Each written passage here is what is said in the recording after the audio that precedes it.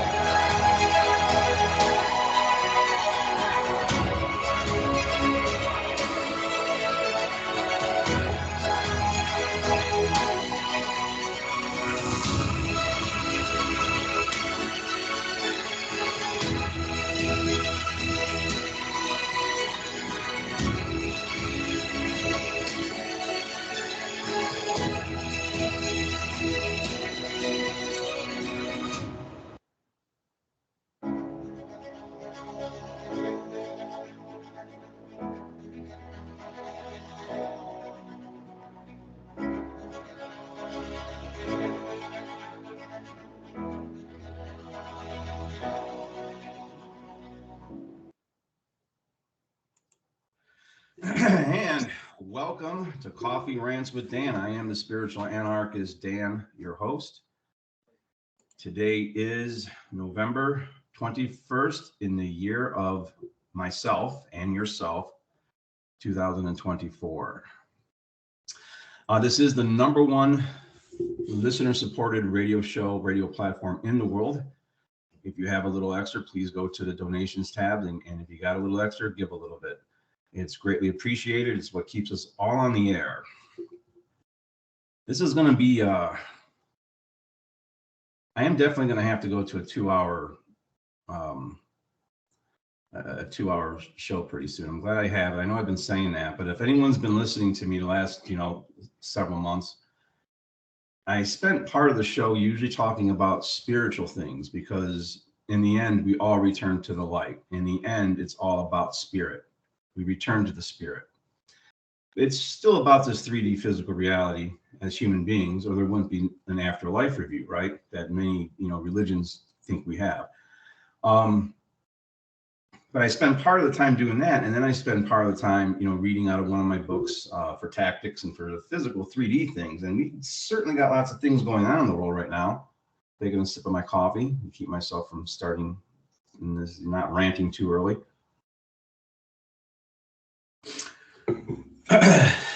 Yeah, we on this soul garden prison planet that we call Earth, we live in a profoundly sick society.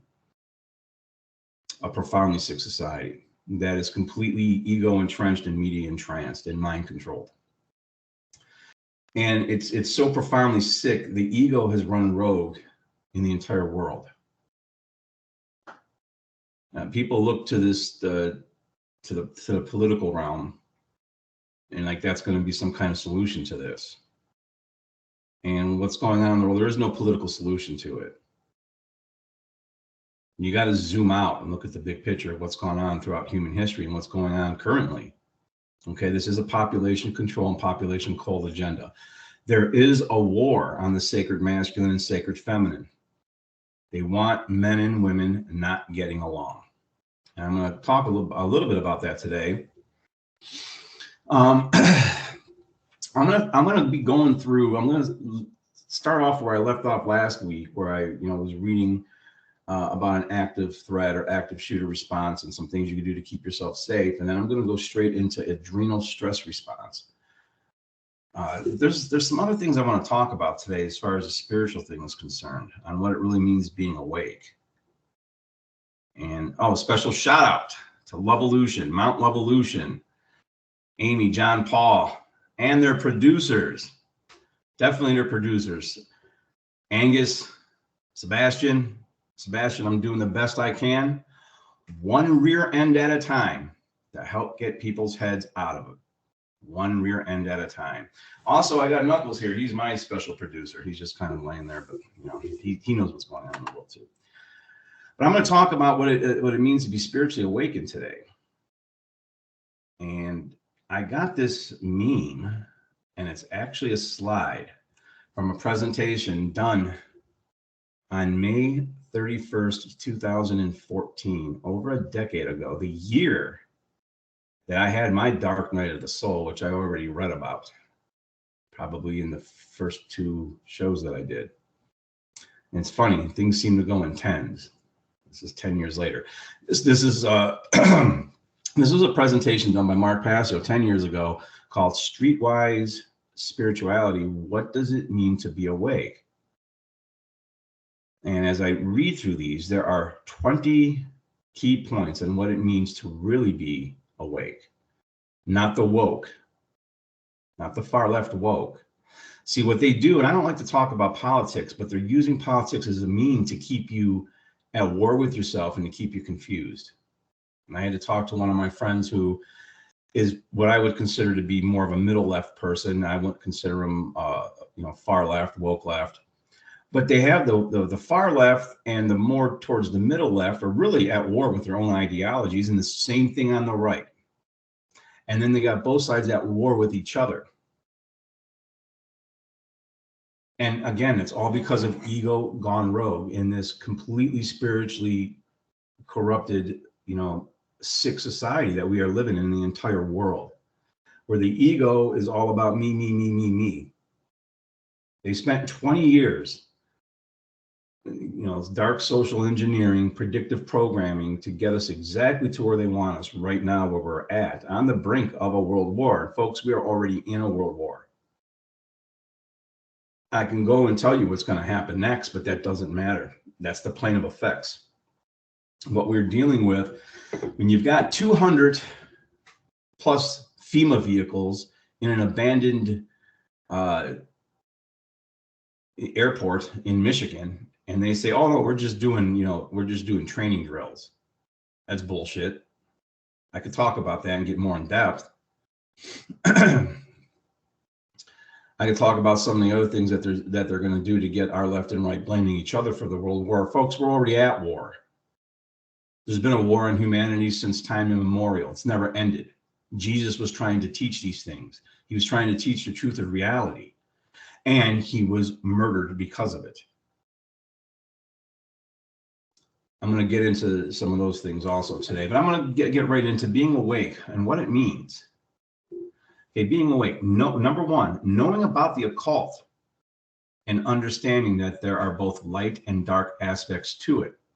Most people hear the word occult and they think automatically that it's something evil or bad. And that's what social programming, predictive programming, and dark social engineering and the dark occultists want you to think, because they don't want you to look at the priest class that's actually running this world. The word occult comes from oculus. Okay, occultare is the Latin, the verb of it. Okay, it means hidden. Occult means to hide. If something is occulted, it's hidden. This priest class, Jesus was an initiate. All the prophets throughout history have been initiates. Anyone speaking the truth right now is, at one form or another, they're an initiate to the truth. And they're taking that occult knowledge and trying to teach you, who have been raised thinking, the first 10 years of your life, there was this guy named Santa Claus that was giving you toys every year. you hadn't been told that Santa Claus was fake and it was really your parents giving you the toys, you'd be murdering each other over Rudolph the Red-Nosed Reindeer. Those people know the occult and are trying to awaken you. Those are the light aspects of this hidden knowledge. The dark aspects of this hidden knowledge is exactly what these beings are doing right now. See, if they came and did it themselves, they would have to suffer the negative consequential effects of their karma. They get us to do it to each other. And we gleefully do it in the name of those bearded guys in the desert sky. So that's kind of a knowing of what the occult is. And again, I highly recommend going to What on Earth is Happening and just look this up. Streetwise Spirituality. Much more in depth than I'm going to be able to give this today, but I'm just going to run through these. Okay. Knowing that, number two, is knowing that the truth is singular and objective. Someone once asked me, what is truth? And truth simply is that which has already occurred. It's objective and it's knowable. When I was going through teacher training to be a yoga instructor, one of their, so-called quote unquote spiritually awakened new age teachers had some good knowledge about, meditation. I really loved her meditation. But then she tried to talk about that the truth was subjective and can't be known. That is dark social engineering that they've done to the new age community. They put a little bit of truth in with it and then a whole bunch of deception and lies. And it's the same thing that religion has done throughout history to keep you at war within yourself and war within each other, war with each other, and to control humanity in the way they want. I wish I really knew what the end game was here, but I know there is one. So the truth is objective. It can be known. And once known, we have to bend to it. We have to bend to the truth once we know the truth. Now, as I speak about things today, I'm going to read a few things from the Book of Thomas. That's coming up in a minute or two here. I'm going to give my personal subjective opinion on the allegory that's in those books that they hidden that weren't found until what year was it? I just was reading all this. They were found in northern Egypt, and they ended up not being printed until 1945 or something like that. But those were kept purposely during the Council of Nicaea. When they got together, Rome decided what books were going to be included into the canon for the New Testament and which ones were going to be excluded. The excluded ones are the ones that are giving those primitive people back then, by the people that were initiates and awakened, the truth of humanity. And why do they keep the Middle East at war? The Middle East is at war constantly because if we were to do the archaeological finds and the research there, we'll find out the truth of our existence. We'll find out the truth that we are all beings of light, that we are all parts of God, and we won't be afraid to die, and we will stand up and say no, and their game is over. So knowing the truth is objective, and once known, we have to bend to that truth. Number three, knowing the true self and understanding its connection to all. I should break off and go read something right now from I'm not going to. Knowing your true self, know thyself to love thyself. Knowing that the kingdom of heaven is within. Knowing that we are all points of consciousness. We are all part of God. We all have the divine spark within us. This is why Jesus was saying, I am the Son of God. I am God. I am a king. He's saying he is sovereign. We are all sovereign at birth. Freedom is our birthright. And they want to keep us enslaved. Okay, number four, knowing that neither the physical nor spiritual realities take precedent over each other. This is an important one. If you think what you do here doesn't matter, you're mistaken. God experiences and grows through what we experience. And there's a whole other thing. Gender's in all things. I don't like to refer to God as a he. I don't think you can, assign one gender to divinity. Okay, The more and more I'm researching about things in Egypt, the more and more I'm finding out about Mary Magdalene, the more and more I'm finding out about things. The sacred masculine, sacred feminine, the Godhead could be both. I'll just leave that at that. So what we do here matters, because when we go back to the light, if we come back, we will use more of our brain. More of our brain will be made available to us. Okay, so as so much time passes, people have been in and out of the light, and I've been told by people that I've been in and out of the light 18 times. That I don't know, 1 + 8 = 9. That's kind of an interesting number for me. That's the hermit. That's the spiritually awakened card in the tarot. There's a lot of allegory that I get into, but there's people that have been in and out of the light thousands of times. These are the people that you run into who have psychic gifts. They don't understand why they have them, but they have psychic gifts. And many times they even know what their past lives are. Special shout out to Psychic Sonia Hortzman. Thank you for your mentorship and friendship, if you're listening. Okay, number 5. Being out of ego identification and ego attachment. So many people identify, my name is Dan. That's the name given to me. I was an order follower in multiple lives, from what I've been told. And in this life, I'm taking a different route. I left that line of work. But, a lot of times people ego identify with their job, especially men. I'm a cop, I'm a fireman, I'm a this, I'm a that, I'm a Marine.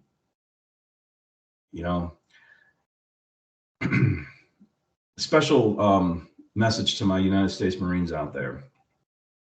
The United States Marine Corps was founded in 1775 in Tunn's Tavern, Philadelphia, Pennsylvania, where freedom was actually born in this country, where the freedom bell is actually at. The United States Marine Corps has a saying called Semper Fi. It's Latin, and it means always faithful to God, country, and corps. How about always faithful to source, your fellow human beings, and to each other? That's what I take to mean Semper Fi. And we took an oath to protect and serve. And in the Revolutionary War, we did. And every war up to World War II, we did.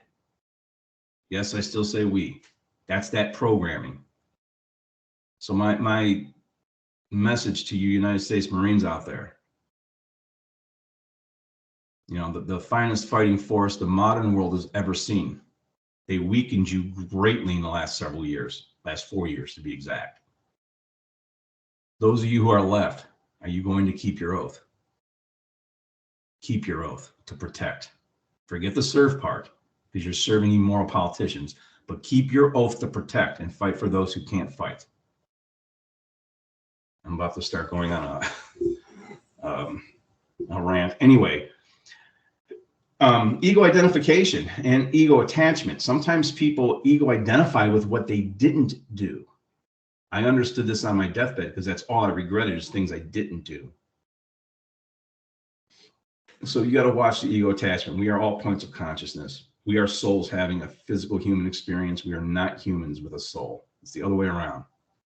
Taking a sip of my coffee. And all that, what I just said, takes what I'm about to get to is number 6, exercising discernment and judgment. When I was dying, the thing that came to me, and it wasn't my own voice, it said, only love and discernment can drive out hate and fear.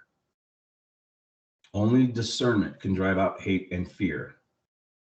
And fear is the opposite of love, not hate. Hate and love are actually on the same, they're just two ends of the same polarity. They vibrate at the same vibration. So the opposite of love is actually fear. And they want to keep us in fear. If they can keep us backpedaling in fear, we're easier to manipulate and control. I know this. I had ops run against me. I know. And I was in fear one time. That doesn't mean I don't feel fear now. It just means now I have the courage to still act in spite of the fear. In fact, if I didn't have fear, there wouldn't be a need for courage. And I've said this in other shows, fear should always walk by your side. And I got this from a very wise woman. Fear should always walk by your side, right in your peripheral vision.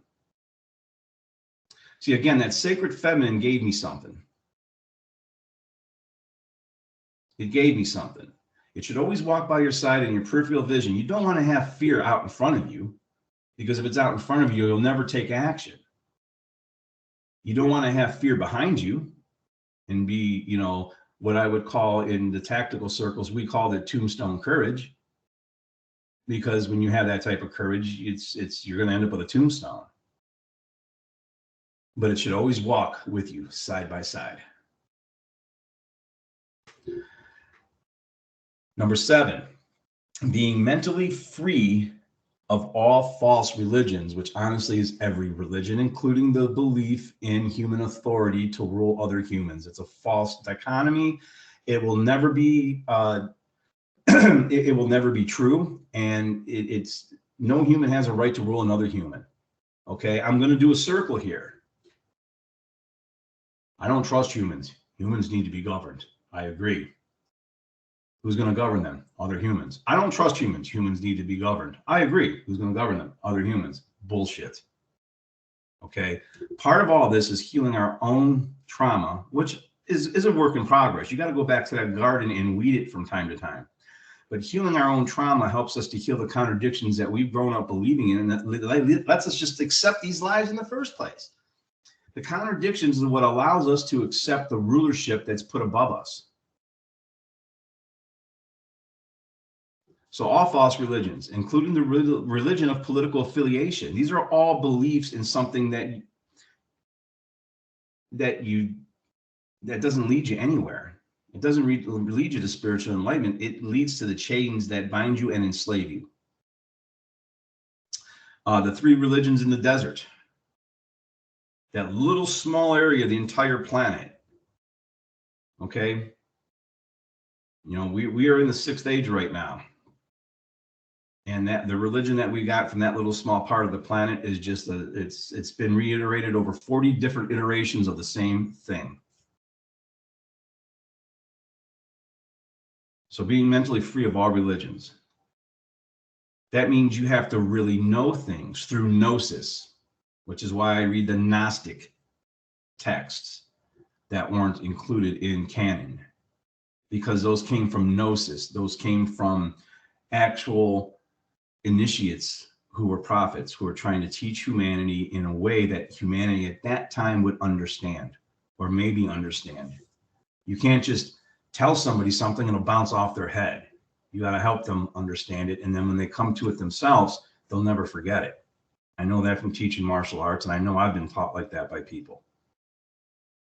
So being free of all false religions is so important. And I know people who do a lot of research, and their knowledge, they are rich in scripture.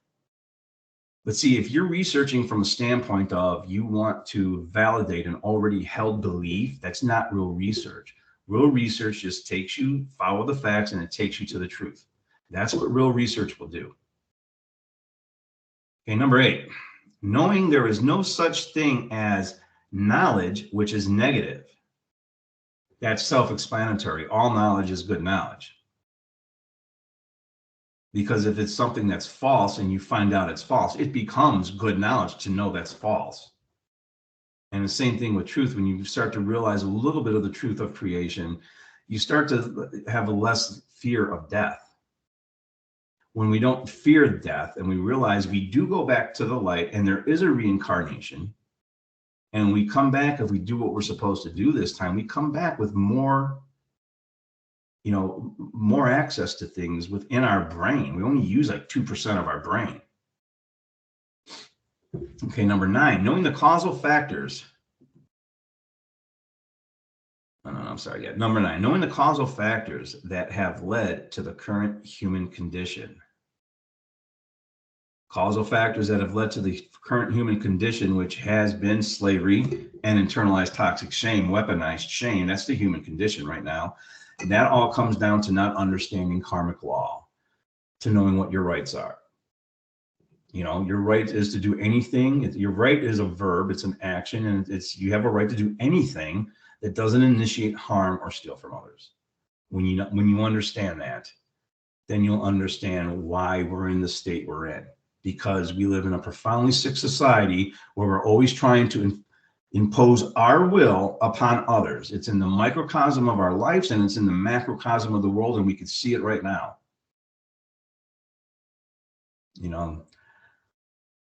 Number 10, understanding and living in harmony with natural law. I didn't read these ahead of time, folks. I really didn't.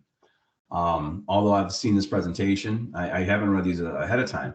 But what I just talked about was understanding and living in harmony with natural law. Living in harmony with natural law is just understanding that you don't bring harm to others.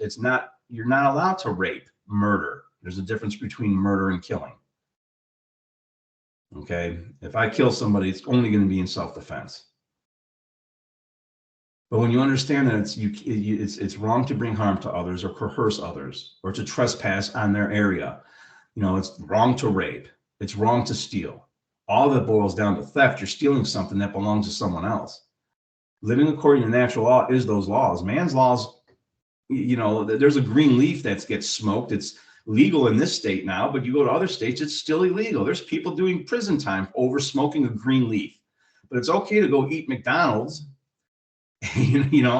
and smoke cigarettes and you drink a bunch of alcohol, and that stuff's okay and it's legal. But don't smoke a leaf that could lead you to higher consciousness if used the right way, in the correct way. Why do you think they're trying to close down our consciousness? Because we were made to elevate, and they don't want that for some reason. Knowing and living both pillars of enlightenment. Both, again, I haven't watched this in a while. I didn't do anything, but both pillars of enlightenment. Both pillars of enlightenment could be seen just off the top of my head in the tarot card. Why am I not remembering this tarot card? If you're listening, I'm still like waking up here. Oh my God, I'm forgetting the tarot card. I'm going to have to look for it now. That bothers me. I'm drawing a complete blank here. Hold on a second. It's my favorite card. It's my favorite card. Oh my God. Oh, this is live radio, so whatever. Yeah, the High Priestess. I'm going to have to the High Priestess. The pillars that could be seen on the tarot card, the High Priestess. So knowing both pillars is knowing your darkness and your light, knowing your physical self and knowing your spiritual self. Knowing that you do have a spiritual self, a spiritual aspect. When we die, our souls return to the light. We become aware of the all. We're allowed to become aware of everything. And we don't take none of this human gunk with us, right? We don't take our ego with us. We don't even take our gender with us. We become a pure soul. And that's something Jesus was trying to teach them in the Gnostic texts. Okay. Number 12, knowing that authority is illegitimate illusion and that all government is slavery. What I've already said leading up to number 12, okay, which is the Hanged Man in the tarot. How come I remember that, but I can't remember the prettiest card in the deck, the High Priestess. I've already talked about that leading up to this. All government is slavery. All authority is false. It's a false religion. Okay, number 13, recognizing the critical importance of free will and personal responsibility. When you take away somebody's free will through coercion, I mean, that's one of the worst things you can do. And that's what all government does to us to control us. That's what they do to control us. Personal responsibility would be, hey, we don't need big daddy Republicans or big mommy Demopublicans to govern us. We can govern ourselves, and we can protect each other if we need to.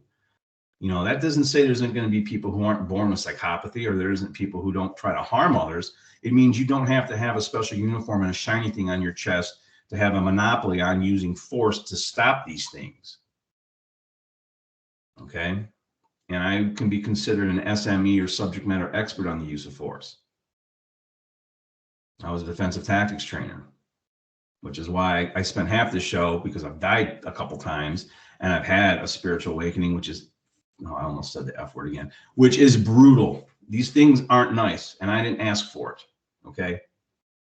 I didn't ask for it at all, man. But it happened, it came, it was brutal, and then I started researching because I wanted to know. I'm taking a sip of my coffee. So number 14, knowing that the so-called negative emotions serve a critically important purpose. This is so important. Okay, 14 would be the temperance card in the tarot deck. I still can't believe I couldn't remember. Anyway, temperance in all things. But what we call a negative emotion, such as anger, anger is a sacred emotion. Anger is trying to tell you something. And I'm not talking about, and I talk about this in my book, Rise from Darkness, in depth. I'm not talking about those people who become addicted to the adrenaline that comes from frivolous anger. Okay? Or they want to pretend that they're a victim and they're being angry. That's a whole different thing. I'm talking about when you get legitimately angry. And right now they want to suppress anger. They want a bunch of drones. They want us to be simps that never get mad.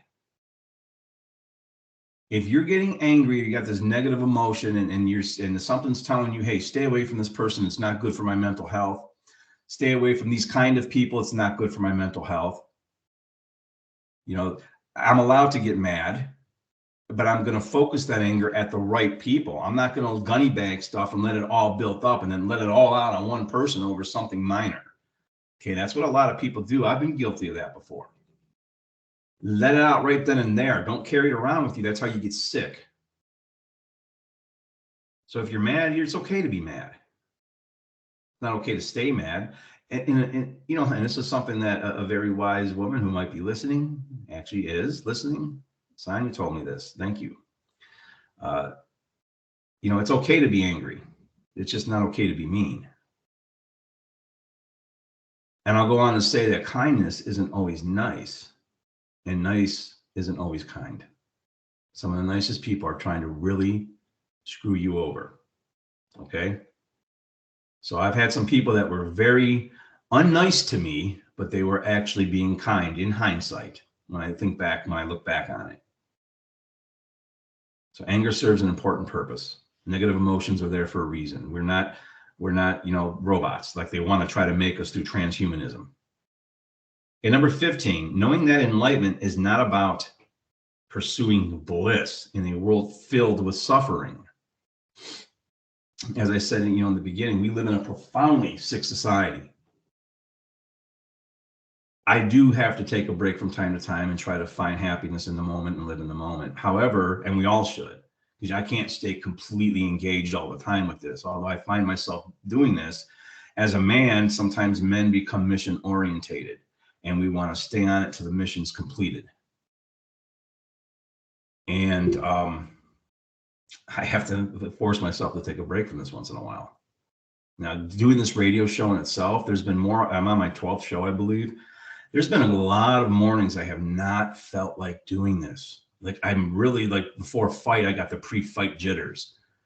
Or I'm just like, what's the point? You know, what's the point? That's why I'm going to also talk with and go right into adrenal stress response as part of the thing that I'm going to be going into. But I forge ahead anyway, because we live in a profoundly sick world, and I'm not going to pursue bliss. I'm not going to have bliss while others are suffering. We are all one. When one suffers, we all suffer. And inaction is action. Inaction and not taking some type of action to stand up and say no to these tyrants while genocide and ethnic cleansing is happening without understanding the history of why it's happening or why it might be happening is a problem. And religion is what made that a problem. Religion is what made that a problem. We've been taught to venerate the crucifix, okay, which is a torture device used to torture and murder a prophet who is trying to tell us the truth of reality. Yet those with crystals and healing properties and understanding of hands-on energy healing were called soothsayers and worshipers of idols. Okay? and they're being ethnically cleansed right now. You have to start asking yourself some questions. Number 16, and this is what I think I'm in this life for. Knowing what true forgiveness really means. To truly forgive. For me to truly forgive my stepdad, who was the antagonist in my book, Rise from Darkness. Because he was abused also, and he wanted people to feel his pain. And when I think to the end, and we made eye contact right before he went to the hospital and died, a horrible death, actually. He died of cancer. There was that forgiveness there. There was that he was sorry. But I had to work through those issues myself. So true forgiveness, or forgiving people and forgiving their ego, and you're never going to get an apology for them because their ego has run amok in this profoundly sick world where everyone's ego seems to be running amok. So number 16 is probably one of my purposes here in this incarnation, in my 18th incarnation. Number 17, knowing the difference between what cannot be changed and what should be changed. So there's things outside of me that I can't change, but I can change things within if I need to. And I should actually, and I have. And that's what you have to do. Because if you change yourself for the better, you'll help others rise around you. That's all we can do. All we can do is put out the information, and who picks it up, picks it up. I'm not into what was being done, how Jesus spoke in parables. Let those with an ear to hear, listen and understand. He spoke in parables because he didn't want to put pearls before swine. Okay. You don't want to give this information to people. No, they had all these different allegories, but to me, everybody should know this basic information. If it was widely known by everyone, we wouldn't be in the problems we're in right now. And we see this, it's fractal. We see this happening with technology. Everyone with all this technology, they get these new inventions. They try to monetize it. And before they know it, the government's coming in and taking it for national security. And they're not doing it publicly. They're not doing it where everyone knows what's going on. There's so much of that's happening in the world. I just watched a video by Dr. Stephen Greer who talked at length about that. So knowing what you can change and what you can't change, that's an important thing. Number 18, caring enough to take real world action to create real world change. This is simple as going on revolution.radio and putting your voice out there and speaking the truth as you know it. Being a whistleblower. I'm a whistleblower about how, law enforcement capacities on a government level are used against political people, are used against each other. Again, in a place where the ego's gone rogue. And speaking out on about the psychology of order followers from having been one.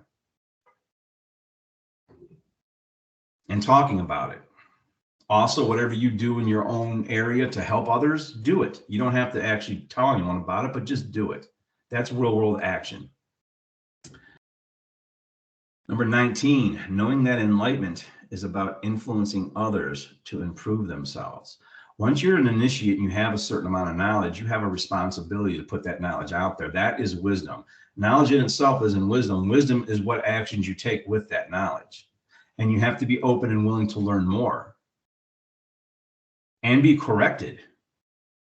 That takes keeping your ego in check. Okay, there's a certain amount of humbleness that should come with it. And believe me, I've done some yoga will humble you, getting beat up in a sparring match will humble you, nearly dying twice will humble you, but you shouldn't have to go through any of that stuff to just be a humble person who's willing to consider new knowledge. Don't be so egoically clinging to that what you think you know. I don't know everything, not by a long shot, but what I do know, I'm going to tell. So enlightenment is really about how you use your knowledge, and wisdom is sharing the knowledge you have.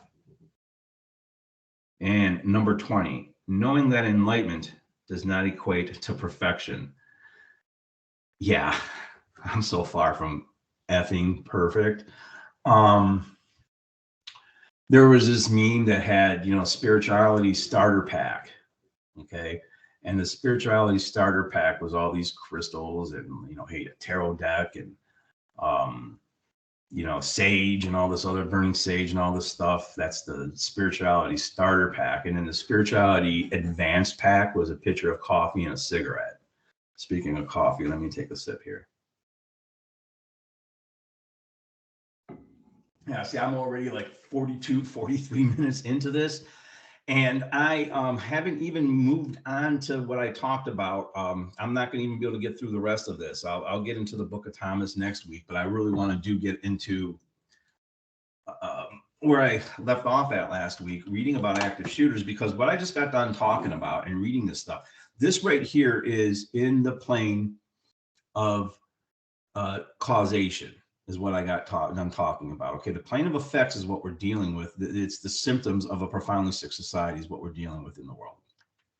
But as part of being in this world, you want to be able to keep those you love alive to do what it is you're supposed to do before you return to the light. Okay, so part of that is having tactics. Part of that is surviving, some of the things that are coming for as long as possible. So I left off last week with, I'm reading from this book, Violence and Ego, and it's my first book that I wrote in 2016. And you can go to my Linktree. Let me just go ahead and plug that real quick. Linktree/spiritual anarchist Dan Arnold. Okay, so it's actually linktr.ee/spiritual anarchist Dan Arnold. I have all my links on there, including the link to this book, to my author page on Amazon. Believe me, any money that I make off this is going to be going to donations. I'm not doing this for the money. When I plug guys, like Mark Passio, he's not paying me. When I play, and I wouldn't do it for the money. When I talk about Michael Tillinger as an author in his books, okay, anyone that I name on here hasn't said anything. I'm not in no business with them. There's no money involved. My YouTube station, which I've managed to keep up for over 2 years now after they took it down originally, after I interviewed David Icke, it was like my third strike. I didn't monetize it then, and I haven't monetized it now. I'm not doing this for the money. God has seen fit, or I should say, God with a capital G, has seen fit to keep me blessed in that manner. But anyway, where was I at here? Okay, so I left off last week. I'm reading from Rise from Darkness. I said, be rough on your equipment during training, i.e. magazines, holders, holsters, weapons, etc. If something is going to break or malfunction, it is much more preferable for it to happen in a relative safety of a training environment as opposed to when things get real. And I gave that story about the police academy and how I lost the Top Gun because my magazine fell apart and I had a broken magazine and rounds laying all over the range. And I was ahead of him before that happened, but he was able to reload and he got the balloons shot before me. They still don't remember who took second place in the academy before me, but whatever. So I'm going to continue now with what I haven't read. I'm moving on. A very dangerous phenomenon I have seen from both CCW holders and cops who carry off duty is a false sense of security they develop from carrying a firearm. I personally know some very adept martial artists who stopped their empty hand self-defense training as soon as they were legally able to carry a firearm. And they don't practice with their firearm as much as they should either. Okay, there's a phenomenon in the martial arts community where in regular karate or taekwondo, people get their black belts after 3 years or so and they never train again. They accomplish something and that's just the beginning. It's the same thing in Brazilian jiu-jitsu. People get their blue belts and they're like, oh, hey, this took 2 years. It was hard. And they never go back to it again. Okay, this was, and I was in this equation, this was a specific martial artist that was a student of mine. And he ended up coming back several years later and he did do better. He fought MMA. He was a good martial artist. As soon as he was able to carry a gun, he got fat and didn't care about training anymore. And he didn't practice with the gun. I don't get it. I've always thought that this type of person is an ego-driven gun carrier who carries a gun for the illusion of safety. To me, and I teach my students this, a firearm, a knife, a stick, a rock, any improvised weapon, or our bare hands are nothing more than tools. We are the weapons, and without the weapon's intent, which is our intent, tools can't hurt anyone. Okay, so now back to the active shooter situation. If you find yourself in one of these, and these could be coming up in the future, Okay, there are a lot of active shooter scenarios I could use. For instance, I haven't covered the gun-free zones where a lot of active shootings happen, and only law enforcement are allowed to legally be armed in. There are simply too many variables, and I don't want to be the guy who comes up with a problem for the solution. I do want to cover some important items to consider if you're armed at a location where the active shooter has begun shooting and killing people. Engaging or not engaging the shooter will be a decision you will have to make depending upon circumstances and stimulus only you will know about at that time of the incident, period. If you ever have somebody telling you what you should do in those situations, I'm breaking from reading, do this, do that, don't listen to them. I've been in a lot of situations and I can't tell you exactly what I'm going to do in any given situation. All right, continuing. If you do decide to engage the shooter, remember that rushing him and shooting may not always be your most prudent immediate action. Although if close enough and he hasn't seen you, taking your time and using your sights and shooting probably is. But remember, you would do yourself and no one else any good at all by becoming his next victim. You're also responsible for every bullet that leaves your gun. There's also the matter of other possible bad guys, or even another good guy CCW holder who may have their weapon out. You don't want to be mistaken for a bad guy, nor do you want to shoot another good guy. I'm breaking again for a second. The reason why I'm going to go into adrenal stress response is because if you haven't trained for adrenal stress response, all these are factors that are going to factor in. So the better trained you are for it, the better you are able to not make any of those mistakes. Okay. If circumstances dictate you have the time, if at all possible, call 911 and give them as much information about the shooter as you can. You more than likely are not going to be the only one who is called. The 911 operator might have specific questions that they may ask you because they couldn't get the information from other callers who may have been panic stricken. How long you stay on the line with them may affect your safety in an active threat environment. Just as important, give as much descriptive information about yourself as possible. Remember, you will be adrenalized. So thinking about these things ahead of time and wargaming, like I talked about last week, will help. This is especially important if you plan on or are in a position where you will have to engage the shooter. You may have no other choice. If you can escape, escape. But, if you have no other choice, you're going to have to engage. Personally, I think I would engage. But again, I don't know what I'm going to do in any given situation until I'm in it. Okay, I know what I think I would do. I know what I've done in the past. Every situation is different. Okay, so like if I was in this situation and I was on the phone giving a description, and because I wanted them to know who I am, if I'm engaging the shooter, if I'm about to engage a shooter, I said, my name is Dan. I have a CCW permit. I have a Glock 26 out of the holster, and I have not engaged the shooter. I'm white, 5'10", 220 pounds, short brown hair. I'm wearing blue jeans and a white Cleveland Cavs t-shirt. The last thing you want to happen is to be mistaken by responding police officers as the shooter, thereby getting shot by them. Okay, remember, they will be adrenalized also despite their training. Giving the 911 operator descriptive information about you will mitigate the risk of this happening. The entire incident will be chaotic, and the choices you have may not be measured in good or bad. They may be measured in bad and worse. Your fear and anxiety will be, of course, also greatly magnified if you have loved ones present. I could tell you if I had my loved ones present, I would probably be much more focused, but I would be more afraid for them than I am for myself if I was there by myself. As an aside, throughout my police career, I didn't carry off duty a whole bunch. I wasn't some gun freak, and I probably should have, but I didn't. But anytime I had my children with me anywhere, I always was carrying. It's just a personal anecdote.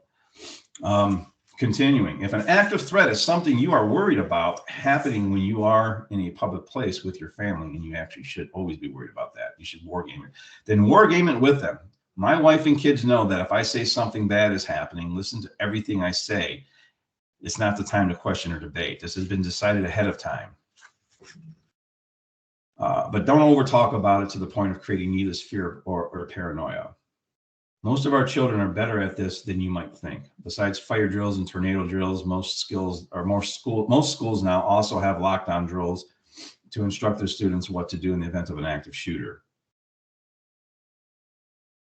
Yeah. Tears of sorrow and rage fill my eyes every time I remember Sandy Hook, or even think of my own children in a nightmare like that.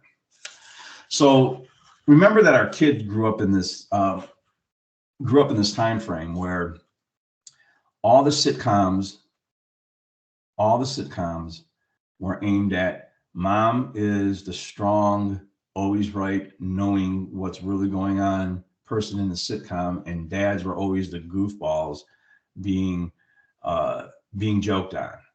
Okay, it made for funny TV and da da da. And, back in the 50s, the show was dad, father knows best or whatever.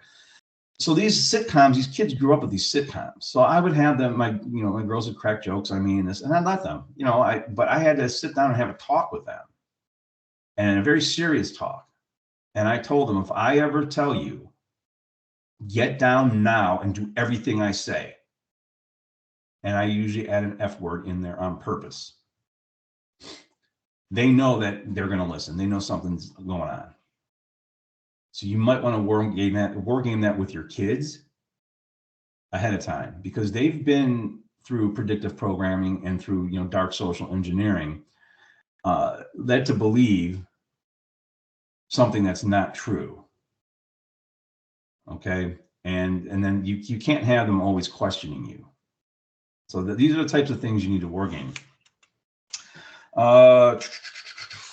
Okay. As has been discussed in this chapter, if repetitious training and wargaming ahead of time is the key to mitigating risks, then intent and commitment are key to winning fights. That is, once you have set the intention to engage or stop the shooter, total commitment to the attack is what you will need to win. I've been shot at before, and I've been shot, and I've jokingly said, during those times, I was just living in the moment, living my best life. You need to totally commit to the attack when you commit. You need to let out your inner psychopath. Okay. So I got a link in here, but I'm not going to talk about the link. But there was a link of an active shooter who had already shot 3 students, killing one of them, when he was surprised by a student security guard who pepper sprayed and tackled him. The hero student was not a trained police officer or a military commando. He wasn't even a trained martial artist. He is someone who had courage in the presence of fear. He took real-world action. He noticed the shooter's slight freeze when suddenly confronted with opposition, and he was not expecting it. He wasn't expecting the opposition. Even the bad guys freeze. And when I start talking about adrenal stress response, one of the biggest things that you have to train yourself for is how to break the freeze. The most trained person in the world will have a freeze when surprised. It's just they break the freeze quicker. You might not even notice it, but they still freeze. Everyone freezes. So, you got the 4 F's, right? Fight, flight, fornicate, and food. Well, the 5th one is freeze. You have to train yourself to break the freeze. So to recap this chapter, social violence is mostly ego and pride-driven violence that is avoidable. Predators don't normally want to fight you. You are nothing more than a resource to them. Know your state's self-defense laws. Unfortunately, you have to know man's laws, and you end up in prison for the rest of your life. They don't want you to be able to defend yourself. And that wasn't what I wrote, but that's what I'm saying now. Remember, this was written 8 years ago. Never willingly allow yourself to be taken to a secondary location. Trust your instincts. If something feels wrong, it probably is. Immediately counterattacking within seconds of being attacked may shock your attacker just enough for you to escape. The 3 stages of an attack you may see coming are 1, the approach, 2, the interview or grooming stage, and 3, the attack. Maintain a good reactionary gap, which will allow you to react to another person's action. For empty hands, this distance is usually 5 to 6 feet. Training exercise that I put in this. Put a key between your thumb and index finger to make it an improvised weapon. Have someone hold a thick cardboard box in the air. Repeatedly strike the box with your improvised weapon. Don't use sticking the key, or don't use sticking or poking strikes. Instead, use out and downward strikes. Okay, so you don't want to just poke with the key. It's out and downward. You should be punching forward with the key And right before, as soon as contact is made, you are slicing downward. Work on being able to do this fast and repeatedly. Watch how you will shred that box. The target area for this on an attacker would be their face. I highly recommend reading The Gift of Fear and Other Survival Signals That Protect Us from Violence by Gavin D. Becker. Oh, music is coming. All right, man. Until next week, I went on a tangent. I'm going to have to go 2 hours. Stay safe, everybody. Stay strapped, stay frosty. Remember, love and discernment. Peace.